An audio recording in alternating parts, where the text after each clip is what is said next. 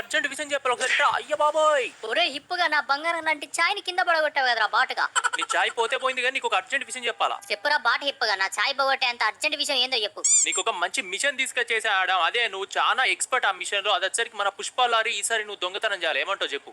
ఓ గా పుష్పాలారి దొంగతనం చేసినప్పుడు నాకు చాలా అంటే చాలా ఈజీ. ఎందుకంటే 2-3 టైమ్స్ ఆల్రెడీ చేసా. ఓకే మనకు చాలా డబ్బులు వస్తాయి కాబట్టి నువ్వు చెప్పిన మిషన్ తప్పకుండా చేస్తా. సరే అయితే మావా మరి పద వెళ్ళిపోదాం లొకేషన్ దగ్గరికి. అలాగే వచ్చిన డబ్బులు సెరిసాగా పంచుకుందాం సరేనా. అగో గది ఎట్లా కుదురుతుంది రే. నేను ఎక్కువ కష్టపడుతున్నా, నేను ఎక్కువ రిస్క్ తీసుకుంటున్నా కాబట్టి నాకు 80% నీకు 20% మాత్రమే. నేను చెప్పింది తినాలి, లేదంటే మిషన్ క్యాన్సిల్ చేస్తా. ఇక పద జల్లి వెళ్ళిపోదాం. ఓరి నాయనో జర నీ మాడ్యూల్ డ్రైవింగ్ ఆపరాదు ఆడం బ్రో. అయ్యో ఏంది ఇది పిచ్చి తోలుతున్నావు. అరే రే కొంచెం చూసుకొని ఓరి నాయన నా బండి మొత్తం ఖరాబ్ చేసినట్టున్నావుగా. ఓరి నాయన ముందు చూడు చింటుగా అన్నాడు. అయ్య బాబాయ్ చింటుగా ఎక్కిచ్చేసినావుగా. అయ్యో ఒరే దుర్మార్గులారా, నా పాటికి ఏదో నేను ప్రశాంతంగా మా అమ్మాయి గారితో వాకింగ్ వస్తే నన్ను ఇలా చంపేశారు కదా. అరే మీకు పాపం తగిలింది రే. Sorry bro.